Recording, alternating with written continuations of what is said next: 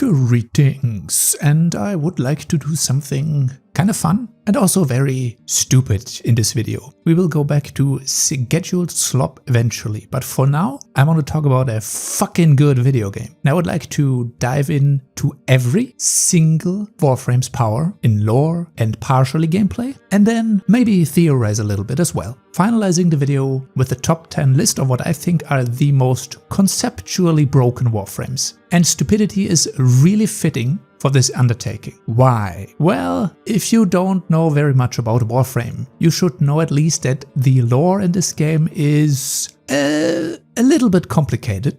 Basically, there's the concept of eternalism, multiple dimensions and timelines. We have dimensional entities, basically what amounts to outer gods and eldritch horrors of the unknown. And while there is a lot of story in this game, you will notice throughout the video that there's actually not a lot of lore to find for some of the Warframes. Actually, certain frames have it really rough, to a point where the only information that we have on them is their codex entries and their in-game abilities, and maybe some flavor text that the developers have talked about. So if I wanted to make this really boring, I could just stick to the in-game information and the gameplay aspects, but I would like to make it more fun. Also, we need to ignore certain lore-breaking aspects, especially certain gameplay aspects, such as partially overguard and especially nullifiers. I will incorporate overguard into certain power theories and ideas, but the implication of nullifiers will kind of needlessly complicate the video. I mean,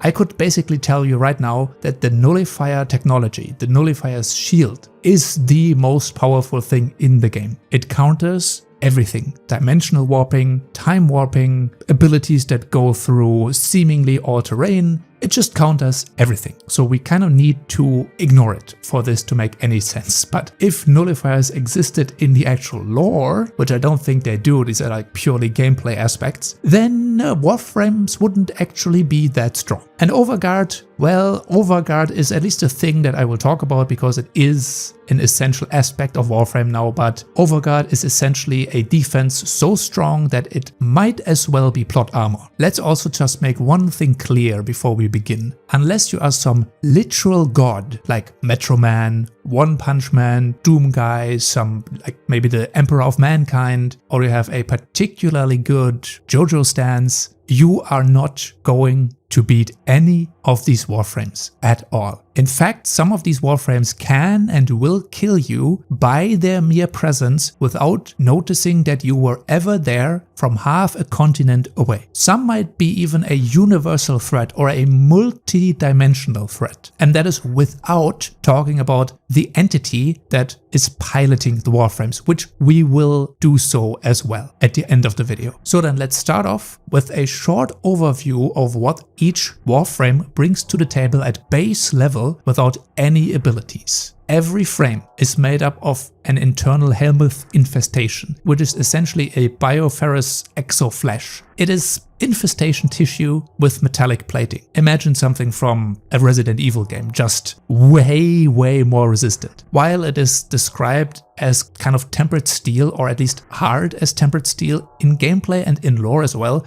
Warframes canonically can take way more damage than what the lore implications might suggest, without taking into account any additional defense, like shields or something else. Just the matter that the Warframe is made out of. Just think about all of the types of projectile weapons, ordnance, beams, lasers, rockets, all of this technology that's in Warframe. All of that's already present in the game. Almost nothing can reliably take down a Warframe. All frames are incredibly durable at base, way more so than you might even assume. A Warframe is easily comparable to some of the greater threats of the Warhammer universe. And although I'm not going to do any power scaling in this video, yeah, something like Warhammer or Doom, some of the entities from there, these are kind of the only reasonable comparisons to Warframe, or anything that's cartoon logic, or maybe some of the time warping stands in JoJo. That's the only comparison you can reasonably make to some of the characters in the Warframe universe, and that's quite honestly ridiculous. We also have to take the mobility, the modding, the arsenal of weapons and the gear. All of that has to be taken into account. So every Warframe can utilize the specific mods. The arsenal has specific weapons that they can use. They have insane mobility. That's all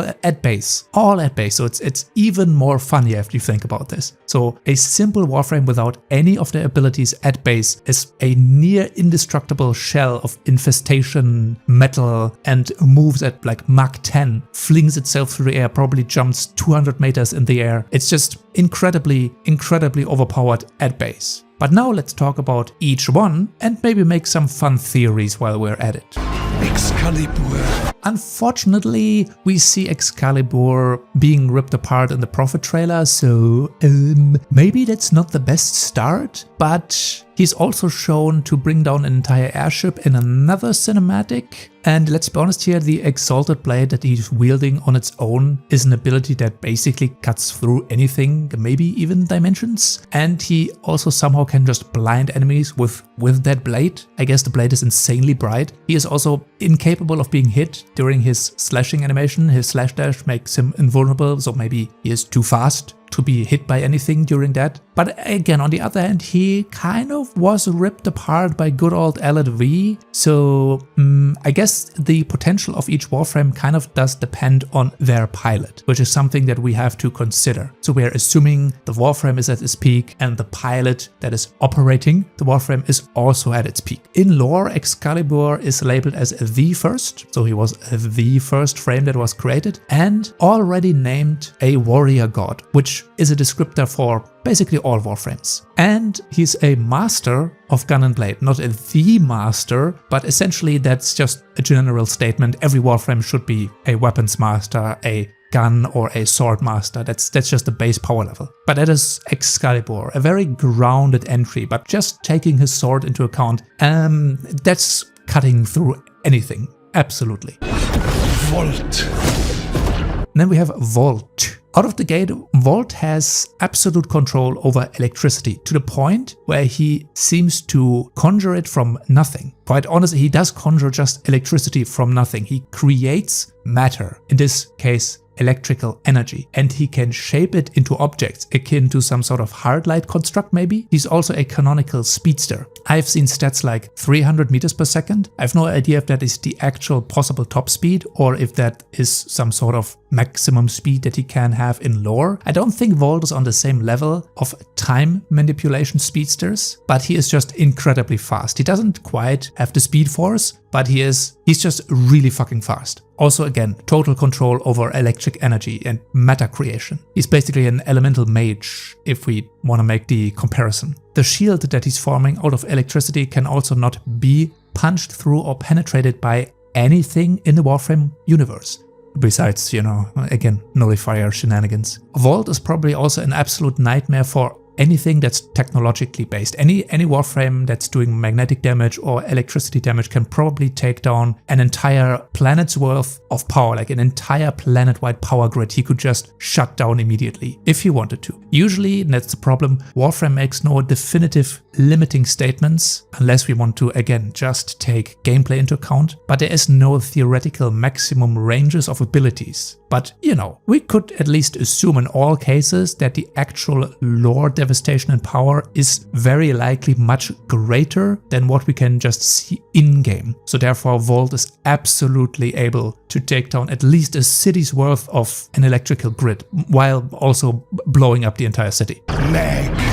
Mag controls magnetism. It's in the name, and she has absolute control over magnetism. Do you know how fucking broken Magneto is? She is on the same level, if not even stronger. And keep in mind, she's a Warframe, so she's significantly more resistant physically than an Omega level mutant. And since Mag can pull and crush anything that is considered an enemy in the game, but she could do it with anything in lore, it is absolutely confirmed that she has control over all things that can magnetically be manipulated outside or inside biological organisms, machines, or anything else. As long as it can magnetically be manipulated, Mag has total control over it. Again, while in the gameplay she cannot influence the actual environment, but from a lore perspective, and even in some of her protoframe dialogue and some of the things that we've seen her protoframe do, she can literally just crush down, pull down spaceships. She probably can also reduce an entire city to rubble, just pull everything into a singular point. Again,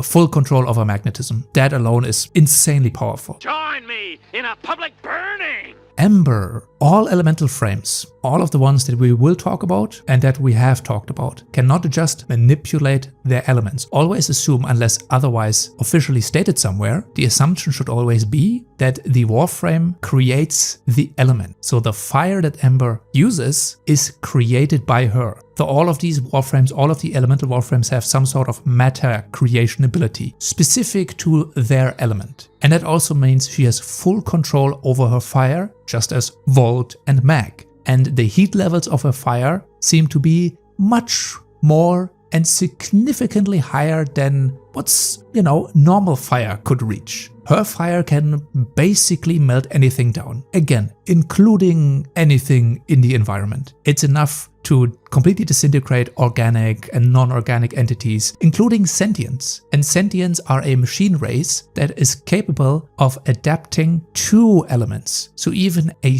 species or a machine race that adapts to elemental damage eventually succumbs to the heat of Ember's fire. The same way any other Warframe can overcome the adaptability of sentience. So even the arguably extremely broken sentient AI race in Warframe really stands no chance. And that's Ember.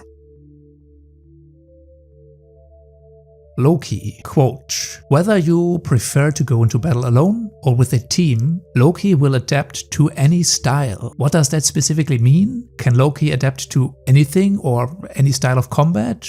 Difficult to ascertain what that statement means, but that theoretically would make him an actual weapons master in anything and probably make him extremely adaptable to any combat situation. Is he actually the best at handling every weapon? I don't think that is what that statement means, but at least he can adapt to almost anything. And power-wise, he can force any enemy to forego their weapons and go into a sort of melee brawl. That means he has at least some sort of mind control powers, and either he eliminates the guns from enemies because they can never pick them up again, or maybe he just teleports all of the ammunition out of the weapons. That means he has some sort of space manipulation ability as well. And I mean, he can just straight up teleport, so he does have spatial manipulation. He can also create clones of himself, clones that are able to trick even the smartest enemy types in the Warframe universe to ignore him and attack the clone instead. And at some point his switch teleport ability could be used on objects as well. And I think lore-wise, that actually makes sense. Loki could absolutely displace objects in the environment by switching places with them. However, Loki did canonically get taken out by the Stalker as seen in the second Dreams cinematic, but Stalker is also a pretty overpowered entity on his own, so it's absolutely believable that Stalker could kill a Warframe. Also take into account that his radial disarm is capable of disarming weapons of robotic enemies that have them built in. So it means that no matter which projectile weapon you are using, Loki can somehow disable it permanently. Obviously, gameplay-wise, this ability does not work on all enemies, but in lore and in theory, Loki should be able to do that to any type of enemy. And again, that implies at least some sort of mind control on Loki's part.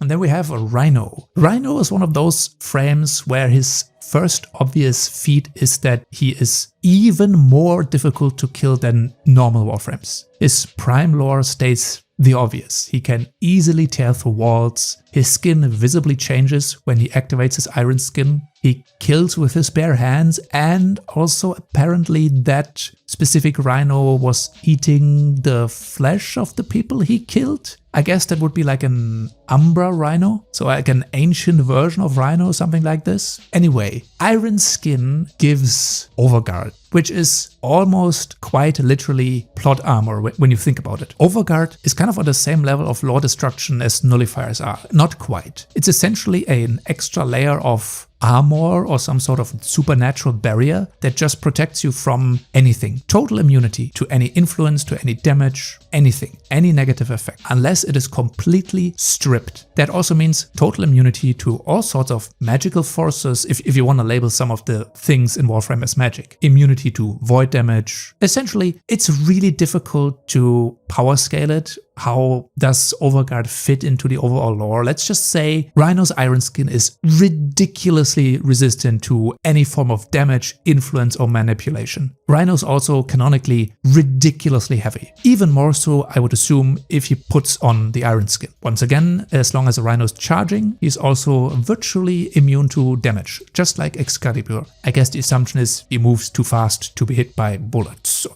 whatever. His roar is also canonically an ability that does emit an extremely strong sound wave, which can also already damage anything in his environment, including non-organic things, as he canonically blew out the lights in the prison that he was screaming in. And additionally, he might either have some sort of soft time manipulation, or he influences gravitational forces, because in the area where he stomps the ground, enemies are arrested mid-air, suspended. So that is at least a gravitational manipulation ability.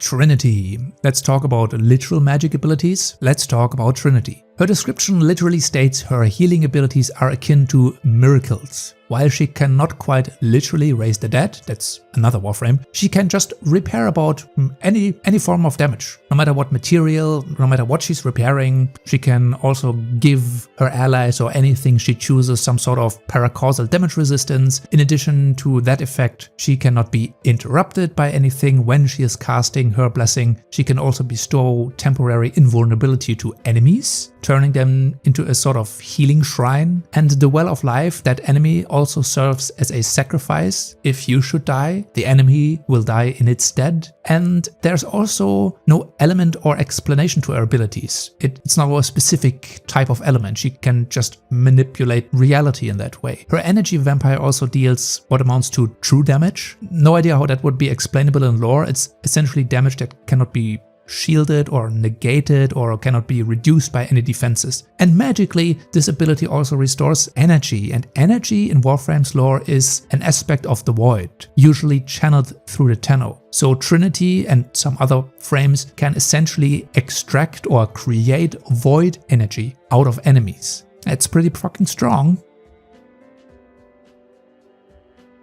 Ash. Ash is basically the assassination expert, and that makes total sense. So he should be the absolute best in covert kill operations. His shurikens are obviously either the same type of weapon that Excalibur's blade is, or they are made of the same material as a Warframe, making them ridiculously resistant. But not only that, they cut through almost anything, and they also magically strip defenses from enemies, and they bend around corners and go through any object to reach their target. His other abilities are literally just ninja flair, which is kind of great since he embodies the idea of the space ninja. He has a magical void smoke bomb, he does a nothing personal kit teleports behind you ability, and he can summon clones that kill enemies for him. How far could Ash teleport? How many clones could he generate? Well, let's just say this guy is probably very likely single-handedly capable of assassinating an entire army in 2 seconds while doing it in style and while no one ever noticed where he was or if he was even there to begin with.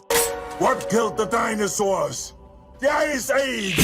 Frost. This is a codex entry for Frost. Frost is colder and deadlier than space itself. That is quite a statement. His cold abilities can somehow reach temperatures below 0 Kelvin. That is pretty deadly, and if we assume Frost's cold works through the manipulation of the movement of molecules, that means he can absolutely flash freeze an entire planet if he gets enough time. And theoretically, if Frost's abilities are that cold, he should also be able to counteract any form of fire unless unless it's somehow paracausal, even if it originates from other Warframes. Again, unless this is considered some sort of void element. That goes for Frost's cold as well. And that is mostly it for Frost. He has the ability to cool down his environment below 0 Kelvin through either void shenanigans or by slowing down the movement of molecules, which might put him in as a contender for most broken frames so far. Chaos control. Oh my god! And then we have Nyx, the quintessential psychic Warframe. Psychic Bolt is basically a steal everything ability, stripping all known defenses from enemies and then empowering Nyx herself. Yes, that includes stealing concepts and powers from enemies such as Overguard. Yep, Nyx is the only frame in lore that can steal plot armor for herself. And from a lore perspective, this ability likely isn't just limited to the gameplay restrictions. So through her psychic power, she can steal probably anything from you, memories and probably much more. Again, she can reach into minds and control them, literally. We all know how powerful psychics are. Nyx is basically Dr. Xavier, but she's hot and she doesn't sit in a wheelchair. Also again, Nyx is a Warframe, so incredibly difficult to kill in the first place. And let's not forget about her ability to literally just shield herself from anything, short of, again, lore-breaking stuff like nullifiers or stalker abilities. Just a psychic shield, full invulnerability, as long as she has the power to upkeep that ability. I'm going to commit various war crimes! And then we have Saryn. Interestingly, Saryn's codex flavor text makes her come across as a more venom-based frame, possibly even hinting at some sort of specific snake motifs, which some of her abilities are like that. But Saryn is more power-wise an infection and spore transmission warframe and a chemical warfare machine. The spores in particular make me think that this is also a viral infection rather than just a straight up chemical warfare ability. But whether it's biological or chemical, it doesn't really matter. Saryn's ability are absolutely a global threat. Her capability to spread venom, whatever that is in lore, biological diseases or spore-based airborne mixes between biochemical agents, she can easily infect armies, countries, continents, and theoretically, long after she is gone from that area, her spores persist. This venom or poison can also infect anything. That applies to robotic enemies, which again would make it more of a chemical weapon, but a chemical weapon that originates from a kind of biological source, as in the Warframe. And there's not much else to say besides she spreads chemical and biological agents that kill and melt anything and have a particularly cruel and long-lasting effect on anything on the environment, whether it's living, matter, or inanimate objects, everything. Even her prime states that she both spreads poison and plague, so she is the very definition of a war crime. She might literally be able to make a planet permanently uninhabitable. Also imagine how many different diseases she might be able to just conjure and spread. Yeah, that's Saryn, one of the more very deliberately fucked up frames if you think about it. Banshee. Banshee is the first acoustic frame.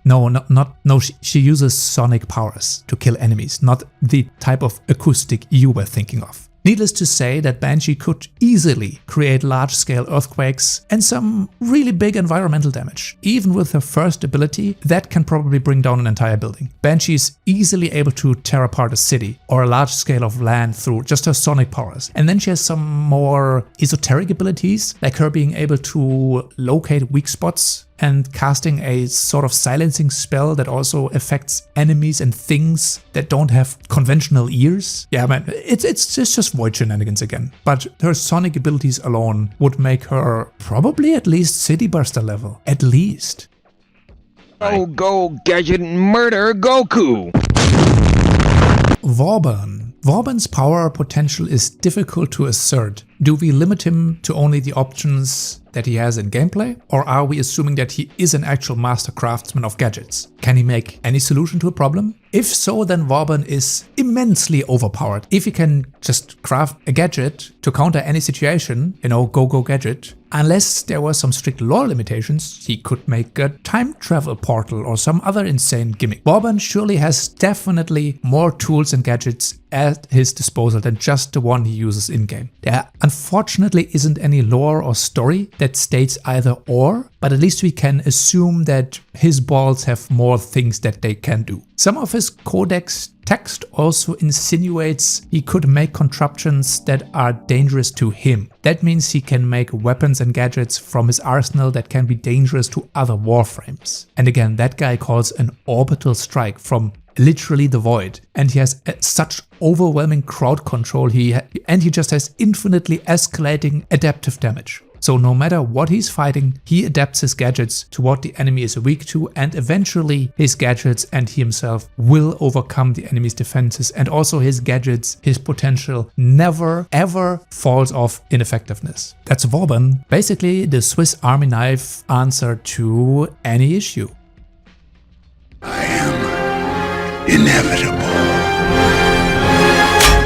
Nova, and there she is. Nova can control antimatter. That's basically it. Out of all the Warframes, her power set is the most directly and obviously dramatically overpowered. And since Warframe makes no real limiting statements on what Warframes can and can't do at full potential, antimatter control on a full scale, like absolute control without limits, is insane. That would mean she could just annihilate whatever she chooses, possibly star systems if her priming ability would reach that far. And we're talking about total annihilation with way more power than any conventionally available weapon. In addition to this, her antimatter field around herself should not just reduce damage. That antimatter field would effectively destroy anything that passes through the field, making her immune to anything. Anything that Nova could affect, whether that is at range or through touch, would just turn into an insanely dangerous blast of gamma radiation. We are also literally talking about reality warping powers. We do have beings in Warframe that have extra dimensional power. Those would be the only ones that might be able to do anything against Nova. But she controls a fundamental aspect of the universe. She can create wormholes as well, literally stated as her ability. And that's Nova. That's why she is on the thumbnail, because you would probably not win against her no matter what you do.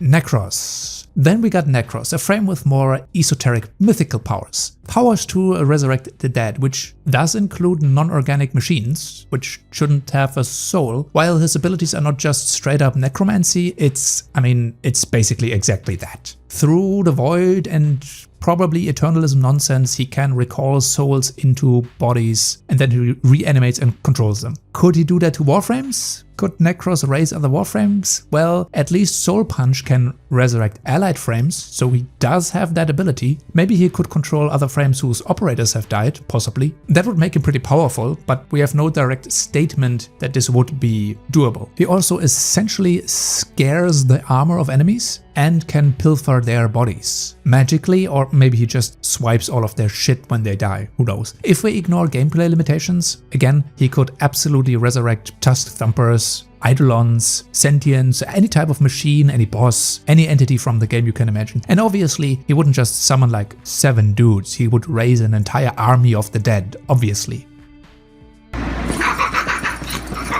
Valkyr. Valkyr was canonically stripped of her outer shell armor. And even though that layer of protection is missing, she still is the most heavily damage resistant frame in the game. That should tell you something. No idea how the hell LV managed to cut through her outer layer. No fucking clue. Valkyr is a rage berserker, and just like any other frame that wields a paracausal weapon, she, with her claws, can rip apart any metal, any obstacle, any matter. She can probably just straight up cut through it. All ability type weapons are void based, essentially making them extra dimensional powers. Valkyr is also quite straightforward. She gets more and more determined and hard to kill the more she's immersed in her rage and the longer she fights. As long as she has her rage built up, she's also virtually immortal. The only way you could even attempt to kill her would be right at the moment where her rage brings her back from death. That's the only chance you have. And her absolute strongest lore relevant aspect is that one fact that she is literally unkillable as long as she's enraged and fighting. That is the quintessential berserker trope, basically.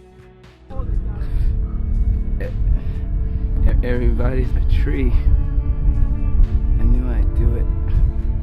Oberon, once again a frame with conditional invulnerability. He grants an instance of a magical void-based shield that just protects against any instance of damage. He also grants immunity to quote-unquote negative effects, whatever that would mean in lore. That means, you know, besides being outright damaged, no bleeding, no burning, kinda that's the idea. His allies are shielded and immortal and immune to negative influences or manipulation. Oh, and he can also resurrect, kind of similar to Nekros. Oh, and also he utilizes a particular effect, that being radiation. Now, why would a paladin nature spirit warden channel radiation? No clue, but yes, the plant life he summons irradiates the surroundings. I guess the idea is the radiant light of a paladin. But if you assume it is literal radiation, then, well, Oberon could just kill you through exposure should you be unlucky enough to be too close to one of his hallowed grounds. That's a thing.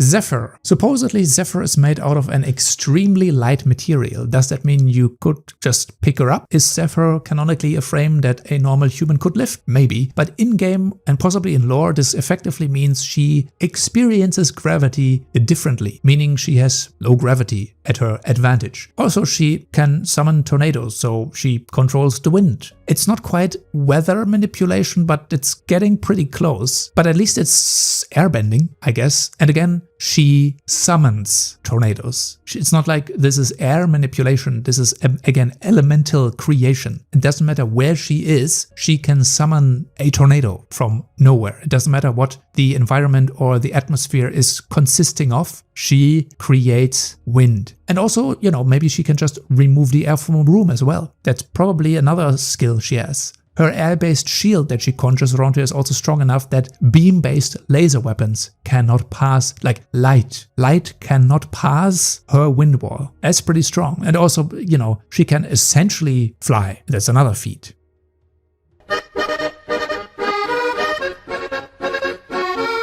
Hydroid. Hydroid is yet another frame that manipulates an elemental power. This time it is water. Imagine tsunamis, floods, again unless we restrict Hydroid to only gameplay feats, but that would be boring. He's an absolute nightmare. He can summon a literal law of crafting creature and bend it to its will. And again, elemental creation, waters that swallow anything up. He can just conjure acid rain that burns people's armor, reduces them to ashes. He steals armor from enemies through paracausal means, or basically defenses in general. And that ability can also somehow empower his allies. Yeah, Hydroid would absolutely be able to flood cities. He summons outer gods. And again, he doesn't even need a water source, or he doesn't need to be in water. He can just create that element and use it to his advantage. Behind a bedroom door, the couple put a 20-gauge spring-loaded shotgun. And they kindly, very kindly, they pointed the gun down so it would only hit the thief in the legs. That's exactly what happened. Mirage. You couldn't even figure out who the real Mirage is before you get burned to a crisp by a paracausal disco ball. Again, there's no statement present that there are limits to how many clones she can make. Her deception, by the way, doesn't just work by distorting the light. Her clones are real entities that wield copies of her weapons and inherit some of her abilities. It might even be implied that Mirage is somehow or was somehow able to influence and twist Balor's original design for her, or at least that is in her codex entry. Also, the entire environment around Mirage is a giant death trap, as basically anything she can reach and influence, whether that is through touch or just at range, becomes a booby trap that will blow you up should you touch or interact with the thing. And then there is the disco ball, you know, just a million spinning lasers cutting everything into small smoldering pieces. And yes, Mirage can probably absolutely summon multiple of these, not just the one. That's Mirage. Just a million clones, lasers, deceptions you cannot see through. Also, you better not touch that door handle.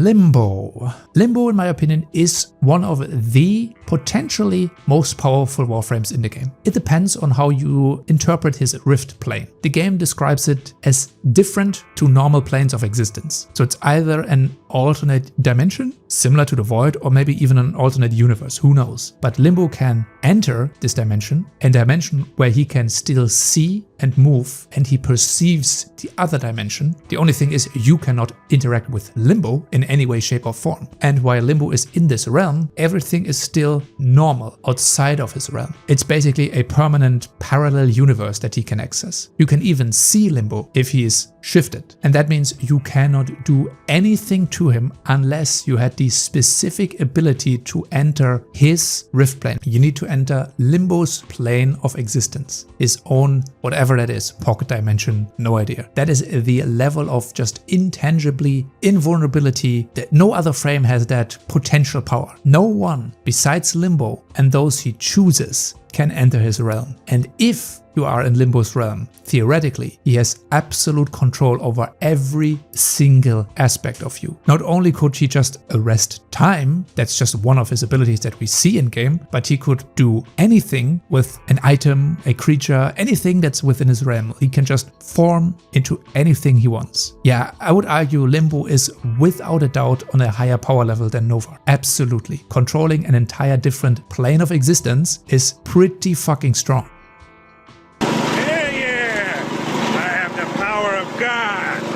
Mesa, the gunslinger. Strangely, Mesa is super popular, but basically has no lore. In gameplay, she cannot quite shoot through terrain, but in theory, let's be honest, she would absolutely be able to decimate the entire area where she uses her regulators. Also, once again, she has magical void damage reduction abilities, she can redirect and shield against projectiles, specifically projectiles, and she can also magically disarm enemies. What can you do against a 360 turret that's invulnerable and also delivers instant deaths and also makes it so you cannot do anything against her with any kind of projectile weapon? And needless to say, you know, Mesa would absolutely bring down spaceships, anything. Like, her regulators are probably not just limited to that 50-meter range in game, and she probably can also just straight up shoot through most, if not every type of environment. Also, we've got a codex statement about her. Mesa got the fastest guns in the stars. So depending on how you want to interpret this, she is literally the fastest character with firearms. So even being a speedster would likely not help against her unless you can draw faster. But another quote, Mesa is the fastest draw in the realm. An even bigger magnifier. Mesa is the fastest gunslinger in the Warframe universe, without question. Look, I'm a dragon, guys!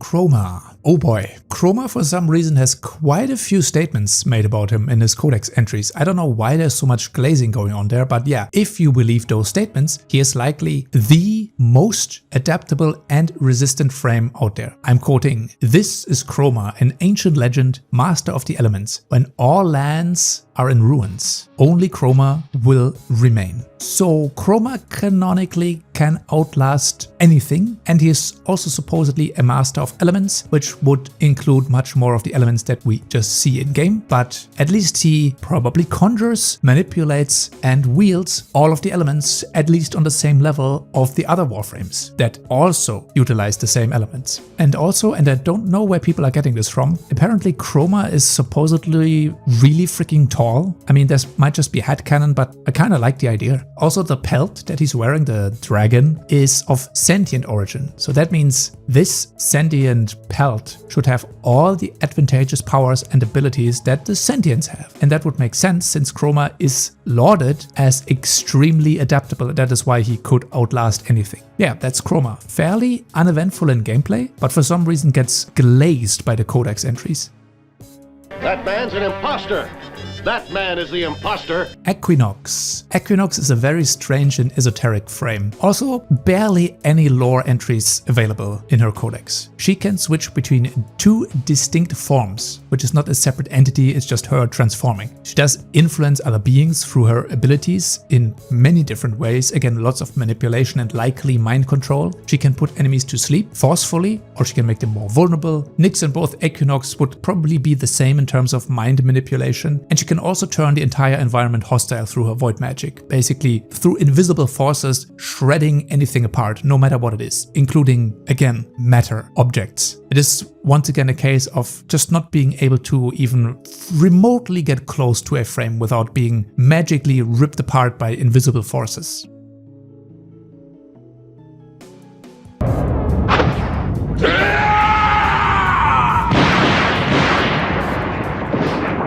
Atlas. Moving mountain is no easy task. Alas, Atlas endures. In bygone ages, mountains were said to house warriors. In this age, the mountain has become the warrior. These are some of the basic codex entries for Atlas. Yeah, if there ever was an equivalent to One Punch Man, it would be Atlas. I don't think Atlas can quite punch through dimensions yet, but I think he can at least punch entire mountains apart, or he could raise the mountains to the ground through his earthbending. As you might have assumed, yeah, he is not only a punchy boy, but he is an earthbender, or rather, again, he creates the element just as all of the other Warframes do from seemingly the void. But he is also canonically insanely physically strong. He punched an asteroid into dust, but then was also killed by the Jordas Golem. Which, yes, the Jordas Golem is a giant infested chip thing, but still, it's a bit weird. Yeah, Atlas is just really straightforward. He can summon rocks, he can manipulate Earth, again, earthquakes, he can petrify armies, and he punches asteroids into submission.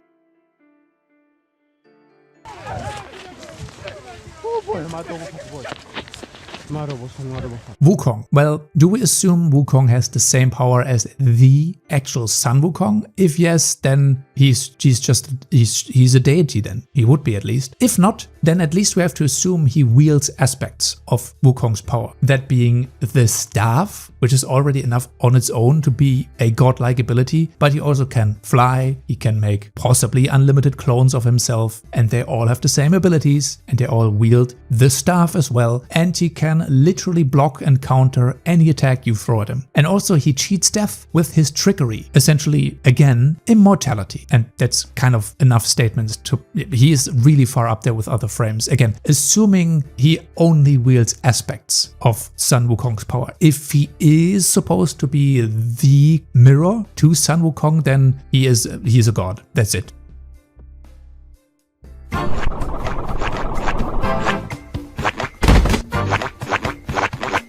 Ivara's lore actually contains another extremely overpowered creature which I was not aware of before I read this. Those things are called Myrmidons, or essentially the Myrmidon. This guy can disintegrate Warframes through the use of a Jade Light weapon, another insanely overpowered aspect of the Warframe universe. And the Myrmidon can also canonically disable Warframe abilities at range with just a flick of the wrist. And Ivara took that thing down on her own. Ivara is just insanely skillful at stealth, evasion, overcoming, and again, adaptation, to the point where a Warframe killing weapon, literally a thing only designed to kill Warframes, was defeated by her. She's also insanely resourceful. Likely, she can do way more with her quiver than just her basic abilities. And her arrows as well can probably do much more interesting things than we see in gameplay. And her bow is, yet again, another void-based magic weapon that can probably shoot through anything. In addition to that, she can just possess projectiles. And that means she effectively can always guide anything to their target. That is Ivara, an assassin similar to Ashe and Loki, with an ability that makes it so that she can never miss, and no matter how far away you get from her, whatever she threw at you, whatever projectile she sent after you, it's going to hit you. It's just going to hit you eventually. And she has a bunch of gadgets at her disposal.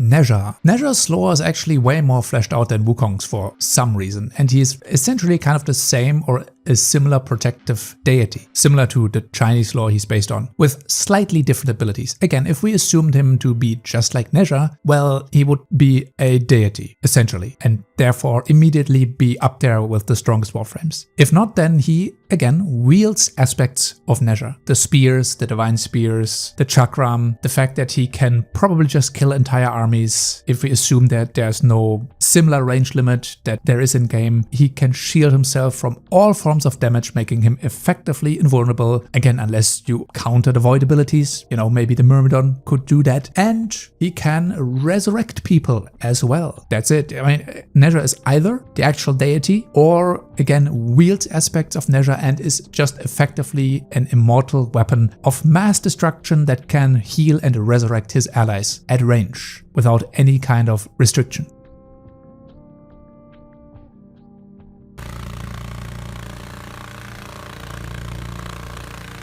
Inaros. Inaros is the savior, the king of the desert. Whether denizens of the sky or on earth, the fear of Inaros is within. So he's a pretty scary dude. Inaros is able to control the desert. He's a sandbender, or rather, once again, a warframe that creates his elemental force and commands it at will. Additionally, he is known as the Fear Eater, a title he is probably because he can just consume anything if he feels like it. He might also just be able to turn an entire ice planet into a desert planet if he wanted to, very likely. His lore flavor states that he defeated literal armies and beat the infestation back. The infestation, even though his physical armor was seemingly broken, he just rose again from death, and he can summon an entire storm of scarabs, literal clouds of scarabs like a biblical plague. That's the undead, immortal god king of Mars. Inaros can just turn his entire battlefield into a desert, where he then immediately has the upper hand.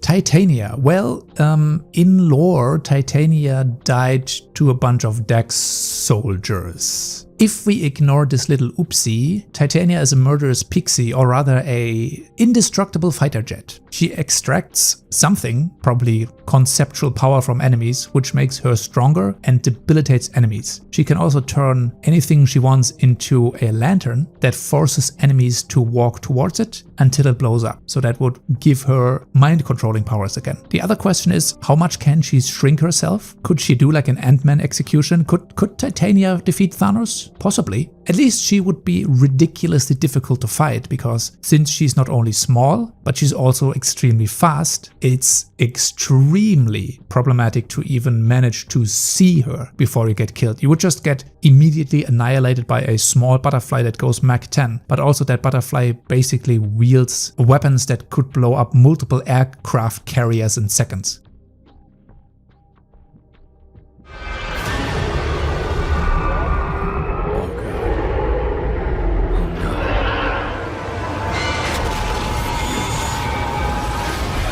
Nidus does partially control an aspect of the infestation, and he also literally spreads plagues, as in he spreads bioweapons grade diseases akin to the T-virus or Ouroboros. But the infestation is much more significant as an entity than just a biological weapon. The infestation is a planet-spanning hive mind that telepathically communicates through light years of distances. Nidus at least can utilize an aspect or a part of this entity's power. Nidus is also linked to the Helmuth, an infested entity that is used to convert living beings into warframes, and also telepathically communicates. And the Helmuth is somehow able to time travel, and Nidus commands this entity. The Codex refers to Nidus as a literal festering demigod. Nidus, through the infestation, is also virtually immortal. He can link himself to organic and inorganic creatures, making himself even harder to kill. In addition, he just spreads infection and infested material wherever he goes, through virulence or his other abilities. Nidus can likely infest an entire planet, and with enough time, he would overwhelm anything, unless his infestation is counteracted, and it is canonically extremely difficult to halt the infestation. He just literally would turn an entire planet into something straight from that space.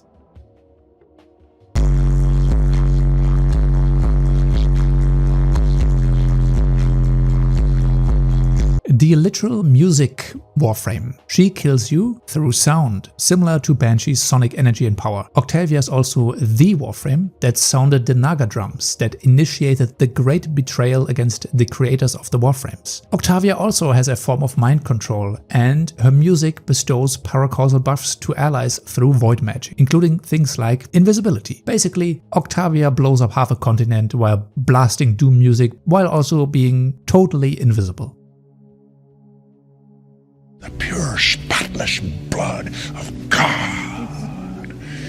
And Hesed was performed for me. Harrow. I was a little bit horrified when I saw that Harrow's wiki page had no lore tab, since I assumed he would at least had a few entries concerning his quest and the significance of the man in the wall, but all of that isn't there. Harrow only has a few basic codex entries and that's it. Harrow's and Rel's story are extremely interesting, but in the end it's more about Rel being a certified badass holding back the man in the wall, but it doesn't have anything directly to do with the Warframe. Harrow channels his abilities through an object, the Thurible, which is just kind of a similar void relic akin to Excalibur's sword. His powers are again very mythical and esoteric, binding chains, sacrificing his shields to attain supportive buffs, healing himself for enemies that he kills. Harrow also has an energy restoration ability, again through killing people, so he generates and extracts pure void energy from dying entities. And finally, through a covenant, he can make anyone, including himself and those he chooses, immune to anything. Damage, influences, manipulation. Again, unless you have a weapon kind of like the Myrmidon and you can disable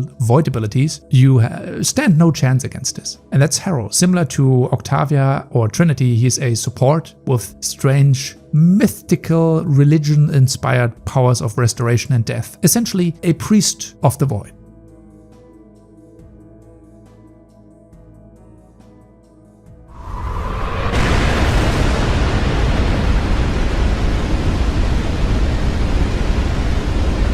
Gara. Gara is a frame that conjures glass. While not being an element, she creates this construct. She creates glass. Glass that is nigh unbreakable and glass that cuts through anything. A storm of glass that makes Gara virtually immortal while it shreds apart enemies. The same storm of glass will eventually scale up in destructive power, becoming more and more deadly the longer Gara chooses to empower it. There is no feasible upper limit to the destructive power that the storm of glass can rack up. She also summons horrible mirrors that terrorize enemies, and that is once again a form of mind control. Imagine having to go up against a creature that can literally glass an entire planet if she chooses you. She encases you into a horror maze of mirrors that shatters your sanity and then unleashes a storm of glass on the battlefield that cannot be counteracted or resisted, and it gets infinitely stronger. That's Gara.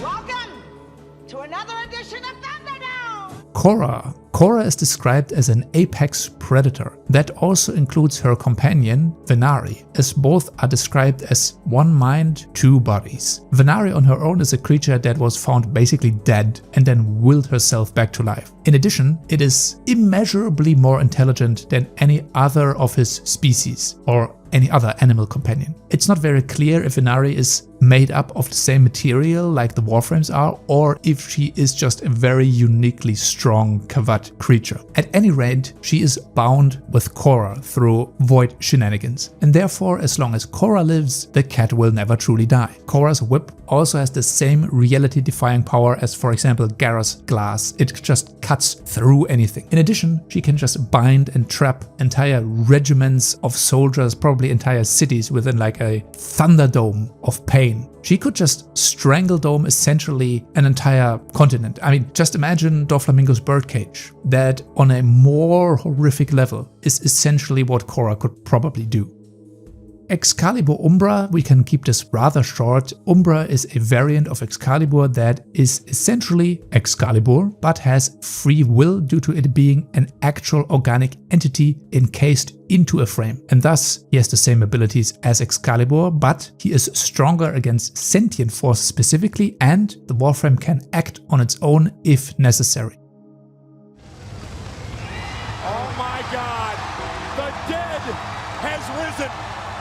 the hell is going on? Revenant is basically a sentient or an Eidolon-based vampire. Lore-wise, Revenant is a vital counter against the fight in the sentient war, since he is very adaptable in dealing with sentience, and the original Revenant basically routinely fought against Eidolons. He can enthrall others, making them permanent pawns, so again mind control. In addition to that, the enthralled enemies, whether they are living or not, become susceptible to being instantly killed through his reef, which presumably rips out their souls, even though machines don't have souls. His Mesmer Shield, his most broken ability, negates anything. Yep, anything besides maybe some universe mechanic that disabled void powers, again the Myrmidon, but no matter what you throw at Revenant, it just gets negated. And also if you attack the Mesmer Shield, the shield will strike back at you, debilitating, stunning, halting, whatever. It just gets thrown back at you. Revenant is virtually invulnerable to everything, and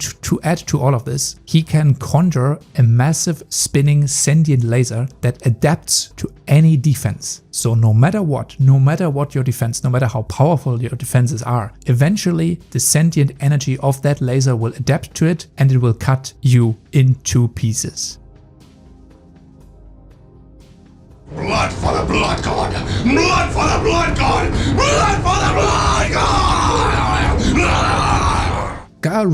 Garuda is essentially a bloodbender. She is labeled as the Gore Queen and Death's Crimson Maiden. First off, Garuda does have an actual physical weapon that is permanently attached to herself, and outside of gameplay limitations she would absolutely be able to wield that weapon in addition to any other melee weapon in the Warframe universe. Those talons that she has are basically also just as deadly as any other weapon and have the benefit that they are made out of the same material as her. Garuda also gets more dangerous the more weaker her enemies are, the closer to death they are. The more likely it is that you just instantly get your soul ripped out. So again, soul manipulation, and that life force, that soul energy, is turned into an unbreakable shield. A shield that just absorbs anything and turns it into potential, which then Garuda can choose, that power potential, Garuda can choose to throw that back at her enemies as a literal blood nuke. And she can also sacrifice her own blood to fuel her void energy, while turning others into an invulnerable altar of blood. She can literally force invulnerability and immortality unto their victims and then leech the life force off of them, and they cannot die as long as they are on the altar. That means she has an infinite amount of void energy at her disposal to fuel her abilities. Garuda is also one of these frames that are completely intangible and invulnerable during her actions, so you cannot hinder or stop her from executing her abilities. That is the Blood Mage.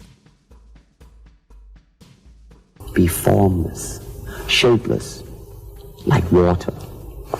Now you put water into a cup, it becomes the cup. You put water into a bottle, it becomes the bottle. You put it in a teapot, it becomes the teapot.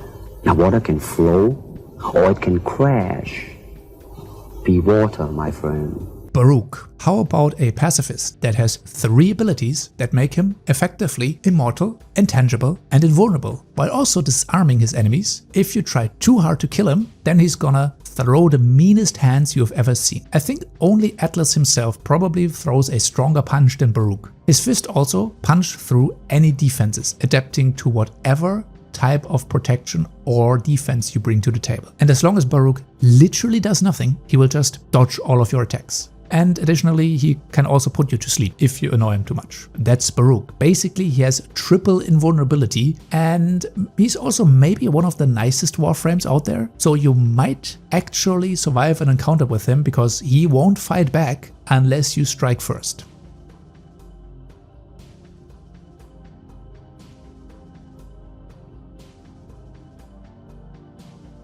Hildryn. Hildryn, interestingly, is one of those frames that inherently do not use the energy of the void directly, rather she utilizes her own shields as a resource. Now, what are shields in Warframe? Well, they're probably like a void-based energy particle barrier if I had to guess, so she technically still uses void powers, but instead of using the energy core that Warframes have, she just uses her shields. Her shield is also particularly difficult to crack. She becomes invulnerable to any damage if the shield breaks for much longer because, yeah, did I forget to mention that all Warframes just become immune to damage for a while when their shields break? Hildryn just does it longer. And also, Hildryn is one of those frames that wields another paracausal void-based weapon. A very strange looking device called the Balefire Charger. Essentially, it turns her shield energy into extremely, and I mean ridiculously deadly energy weapons. And also, she can freely siphon defenses from enemies to replenish her shields. Her reservoirs, her energy reservoir, is essentially infinite. And finally, she can fly. Yeah, in game it's more of a hovering ability, but in lore, she would be able to fly. So she is basically a mobile, aerial, moving fortress of mass destruction.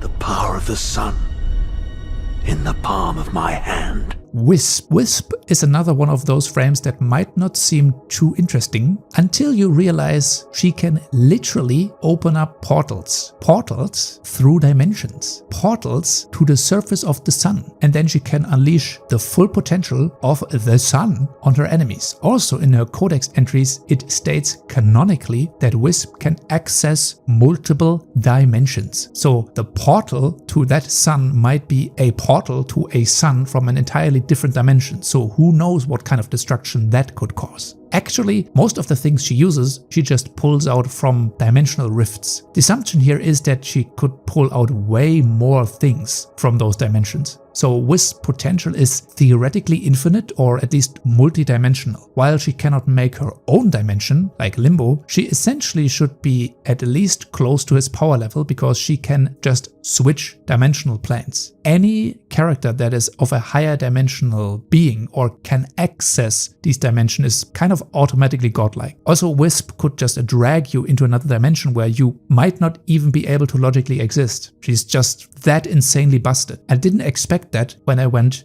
into it. Yeah, Wisp is way stronger than I assumed because she can just travel through dimensions.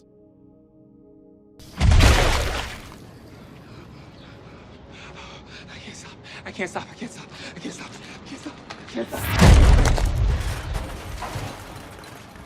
Gauss is the first member of a dynamic duo of frames alongside Grendel. Gauss is just very fast. I mean, ridiculously fast. Not to mention, he is not on the same level of time manipulation yet, though. He does have adaptive plating on his armor that makes him also basically invincible again. And then when he's overcharged in his redline state, he is actually invincible. He can also manipulate the temperature state in the environment around him, either flash freezing or heating it up. And that would kind of give him the same power that Frost has. And also, if he combines those two aspects, he can cause a violent release of energy. All of this charges him up, empowering him, making him even more dangerous. And additionally to that, he can go even further beyond the red line, eventually just starting to release violent bursts of energy around him in his overcharged state. And also lore-wise, he appears to be a bit of a troll. And you also got the best Prime trailer ever. Yeah, I mean, he's just really fast. No idea if he is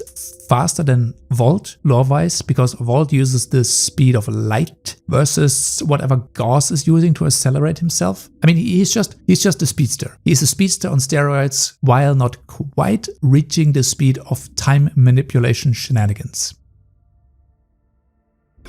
He's a disgruntled Scottish guard known for his lethal temper and his unusual eating habits. He weighs a metric ton. His name? Fat Bastard.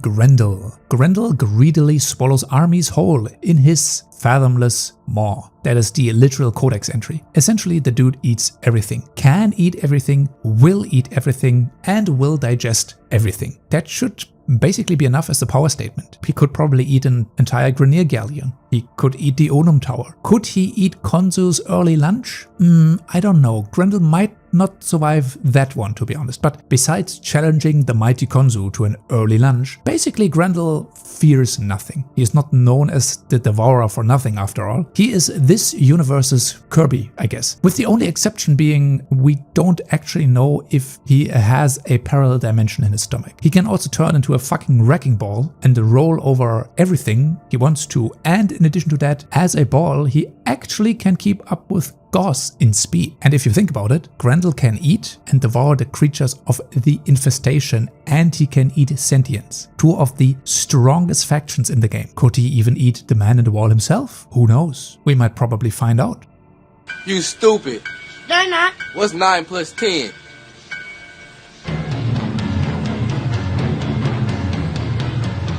Protea. Did anyone say time travel? Yep, that's Protea. She cannot quite affect the environment, she cannot fully turn back time for the entire universe, but through the void she can reverse time for herself. As long as she is within her time reversal, that means she cannot die. Essentially, you have something like Gold Experience Requiem. If you don't have something like this at your disposal, then you can't win against Protea. Her other feats and abilities are actually quite similar to Vauban's. She has gadgets, and she probably has way more gadgets than the few we have seen in gameplay. And she also has an infinite magical supply box that gives her just about anything in terms of resources she needs on the battlefield. But yeah, the time traveling is really the biggest power statement she has.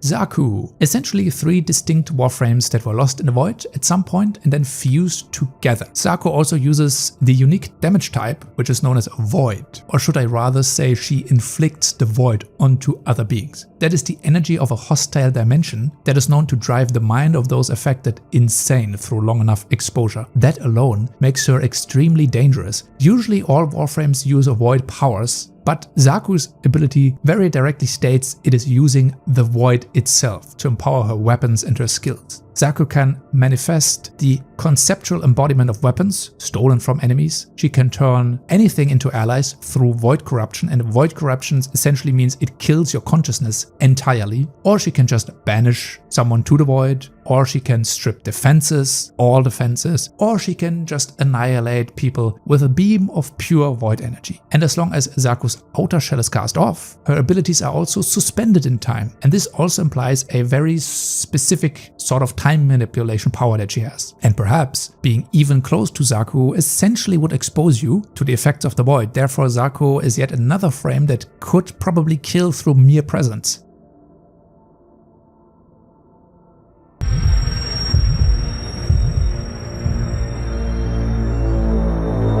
Fuck it.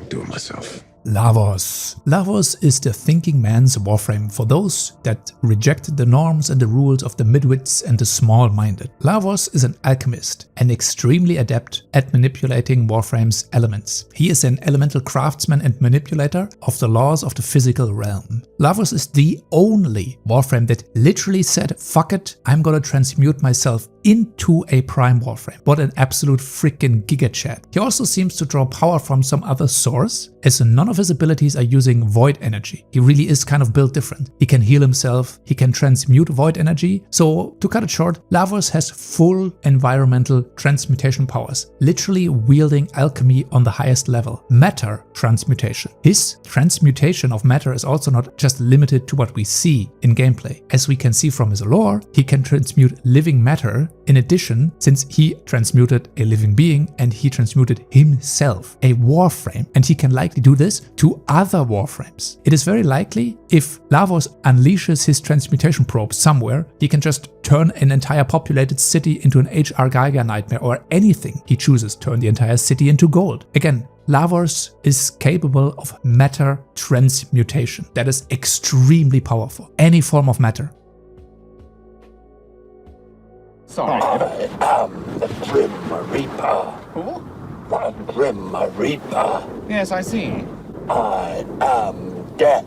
Sevagoth, the Reaper, the Spectre of Death. He is the reason to fear the darkness, where his ethereal presence shakes loose the mortal coil. A spirit Warframe, adrift in the void and reunited with his own shadow. Sevagoth has the neat ability, just like Inaros, to just repeatedly and infinitely come back from death. Sevagoth literally reaps and harvests souls. That also means there are souls in the Warframe universe. In any case, he is able to fully bypass any and all defenses and can instantly and fully kill enemies by rending or harvesting their life or soul energy. There is nothing that can shield against that. And finally, he can unleash his own shadow if he has enough souls collected, which is kind of a separate entity that is essentially also an undying melee brawler that rips souls from bodies to sustain itself. And that's Sevagoth, the literal Soul Reaper.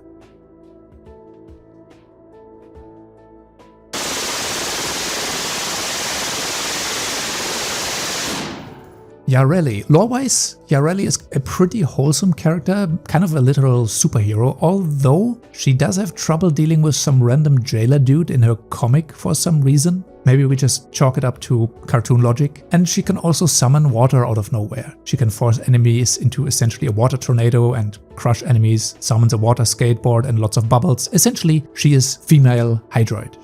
She absolutely has the same level of water manipulation. You know, just without the Cthulhu tentacles. I'm stronger. I'm smarter. I'm better.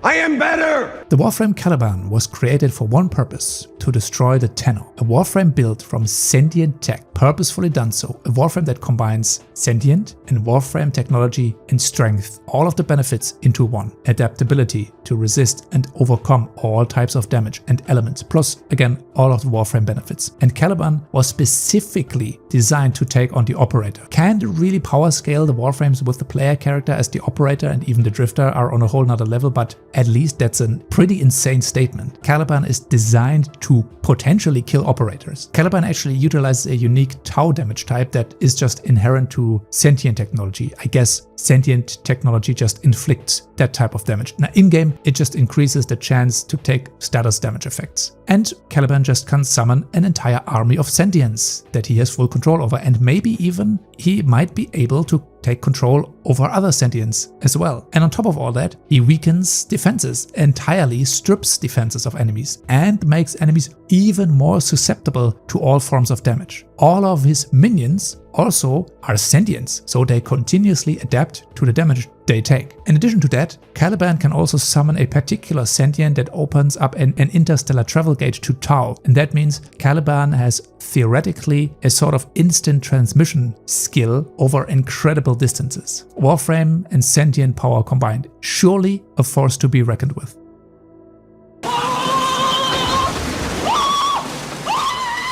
Gara. Gara is another frame with very little lore about her, but fear not, we are once again talking about an elemental summoner. She is a conduit for electrical energy. She seems to like to channel her power through electrical charges, spheres and conductors, and through herself. She can call down 1,000,000 lightning strikes onto enemies, and she kind of channels the same electrical power as Walt through her weapons. She is an elemental creator. She can summon lightning just the same way as Walt can, and they're probably on the same power level, just without the idea of being a speedster. And obviously Gyra is built around more aggressive, large area of effects and crowd control.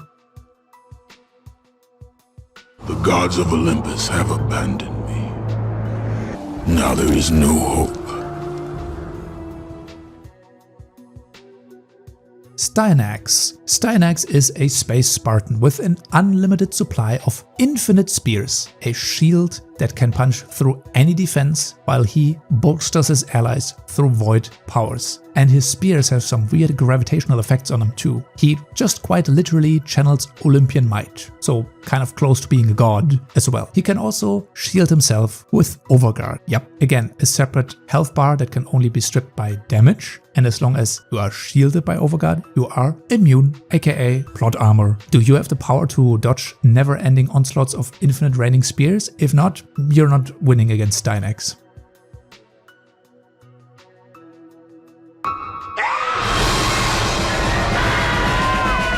Voruna. Voruna can conditionally affect half a continent with random negative elements, including things like toxin, viral, and also chemical weapon damage, radiation, gas, so just as Nidus or Saryn. Voruna should just be considered a global chemical and biological nuke. Depending on which of her wolf companion spirits she summons, she gains a bunch of beneficial effects, including absolute immunity. No burning, no bleeding, no freezing, nothing. Alternatively, she can shield herself from death by sacrificing one of her wolf spirits. And finally, she can go full wolf rage mode and rip you apart, and she goes really fucking fast and far when she's in her bipedal mode. We are talking about potentially like jumps 200, 400, no matter how long she jumps. She's just a nuke. She's a high speed, invisible, immortal, elemental nuclear strike. What the hell are you talking about? You've added nothing to the conversation. Get in the crystal.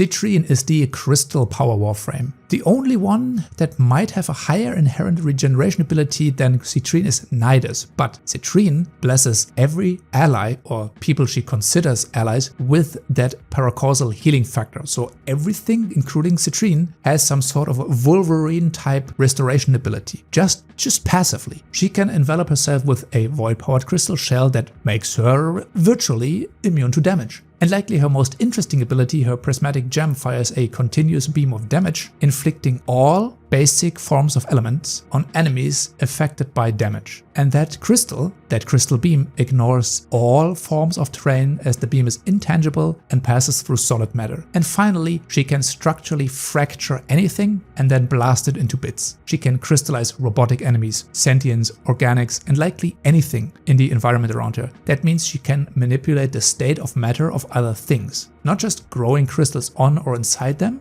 She has full control over the makeup, the strength and resistance of these crystals, and can also crystallize enemies totally. Her crystal protections is extremely difficult to break, while when she chooses to crystallize other enemies, they actually become structurally weaker. That is Citrine, the basically immortal crystal warframe, and yes, her lore states that she can fully turn things into crystals.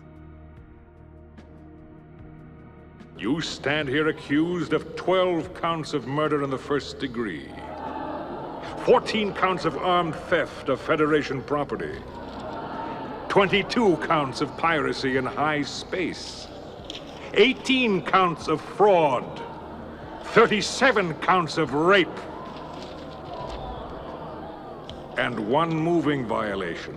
Khora was a bit of a crime lord. He committed a crime or multiple crimes that had him imprisoned in a jail that is within the Duviri paradox, which is like probably one of the hardest places to escape from. Actually, he committed a shit tons of crimes. The original Khora tried to influence and manipulate the original generation, the first generation of Warframes, in order to cause an uprising. Essentially, Khora fucked around with the ancient Orokin Empire. Although he was not the mastermind of the actual collapse that happened to the Orokin in the end, he basically wanted the same outcome. He even tried to kill Ballas himself, which he unfortunately failed him. And for some reason, the Orokin didn't imprison this fucker after 2 counts of high treason, but after he attempted regicide, then and only then did they finally put him behind bars. I mean, typical Orokin shenanigans. Khora himself is a blade-based, weapons-focused warframe. Lots of daggers, he can teleport, his daggers bestow overguard to Khora, so Khora can give himself one of the best defenses in the warframe universe on demand. Khora can link half an army together with cursed chains that shares all of the damage between them, and finally can cause a literal rain of daggers. That's Khora, another frame with insane immortality and just gigantic reaching destructive power.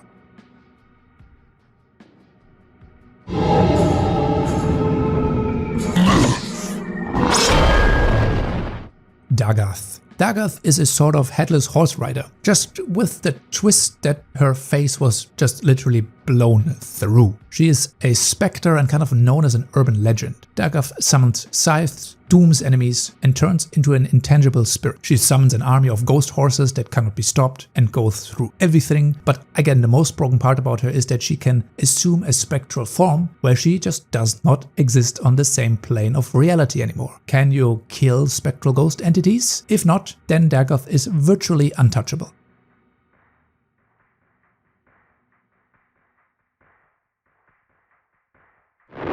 Полевой столб, поднимающийся с земли, быстро увеличился в объеме. Через несколько секунд после взрыва диаметр полевого столба составлял около 10 километров.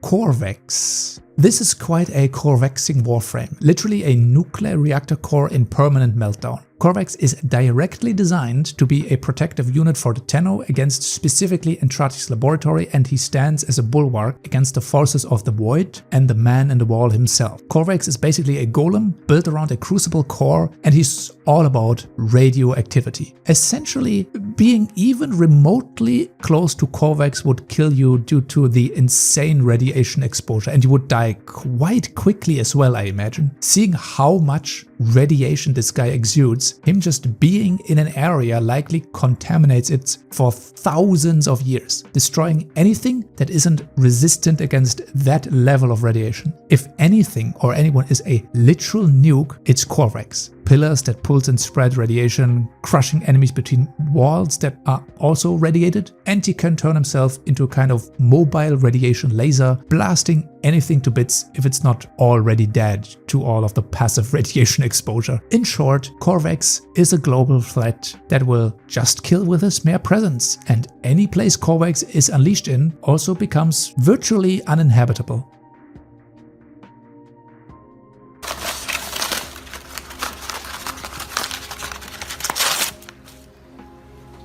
Dante is probably the most lore-breaking Warframe because he is basically the master of Overguard. Never dying, never caring about anything, summoning ridiculous magic spells. Dante is the quintessential caster magician. He's a Warframe wizard with eldritch arcane knowledge. The original Dante also encountered the man in the wall and got sucked into a book. His gameplay abilities are absolutely not just limited to the few spells that we can combine and the few things that we can recite. That book has definitely more pages. And as a scholar, Dante likely can cast an unknowable number of powerful spells from his arcane book. His main ability is to just conjure thousands of layers of Overguard. If that already wasn't enough, he can do all sorts of other magical shenanigans. Also, by the way, he generates Overguard for everyone he considers allies, if that wasn't busted enough for himself. In short, an untouchable, immortal, extremely powerful wizard. And who knows how powerful the original Dante is by now. Wherever he ended up, that guy might be even more broken. I am the angel of death. The time of purification is at hand.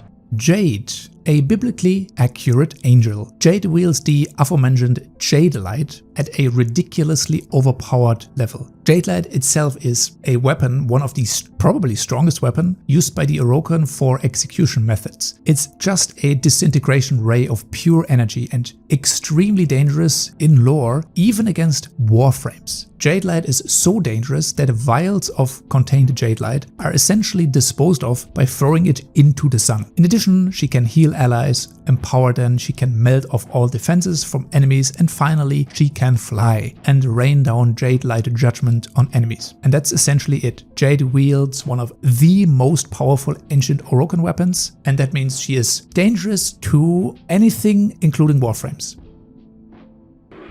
I can see the future!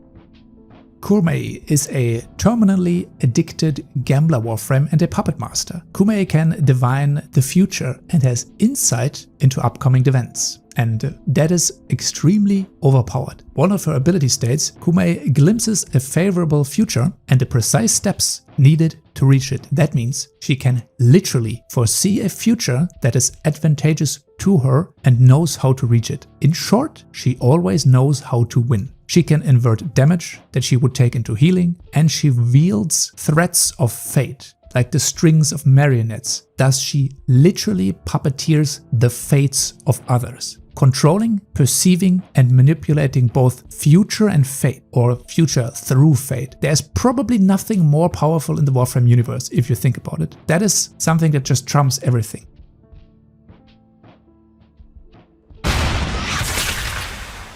Saito 9 wields a paracausal sniper rifle that can shoot through anything. All the while he is invisible and can see through anything. He was such a secret Warframe project that he doesn't even have an official name. Saito 9 is just the name of the batch that he was created from. His gun can, just as any other paracausal weapon, kill anything through any types of terrain. Saito 9 can basically silently scan for the presence of enemies. It doesn't matter what type, organic, inorganic. He can detect you anywhere through any matter, and he also has an infinite supply of ammunition. A silent killer that can blow up a target half a continent away through multiple kilometers of solid ground while being totally undetectable. That's Saito 9.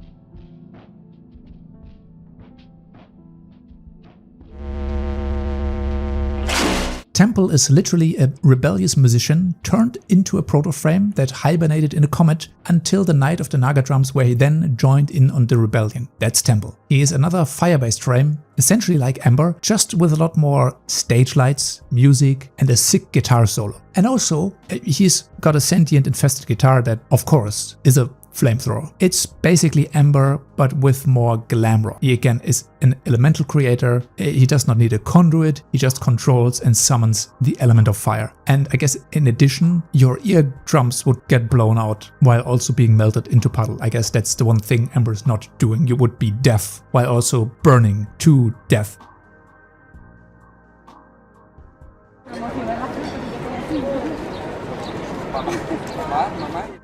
This spider Warframe summons an army of spiders made out of the same material as Warframes, and she also goes invisible, and she's also canonically extremely hard to kill. She's a poison-based Warframe, this time it's actually a type of venom, and Orexia is also incredibly silent. Unless you have some sort of impeccable perception, you cannot see her and you cannot hear her. And it probably also takes just as much effort to take down a single of her small spiders as it would take to kill an actual Warframe. And she probably summons an entire army of these, infinitely.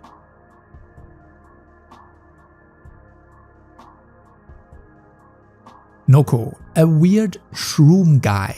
As you know, fungi are pretty resistant, they grow fast, they grow almost everywhere, and also they have toxic and hallucinogenic effects. Noko is therefore once again a frame that is nigh impossible to kill. He just regenerates from any fungal growth that he can choose to grow anywhere. As long as there are some sort of mushrooms somewhere, some sort of fungal growth, he can regrow. And besides all of that, all the mushrooms, all of the different mushrooms he could conjure are toxic or have massive mind-altering effects. Again, he could probably create any type of fungal growth that is considered part of his element. It would be a never-ending fungus infestation, spores, growth, whatever. Who knows? Who knows what types of fungi Noko can choose to cultivate? There could be things that are possibly reality-altering. The only 3 that we see in gameplay are not the only one. In short, Noko absolutely is another biological, global nightmare weapon.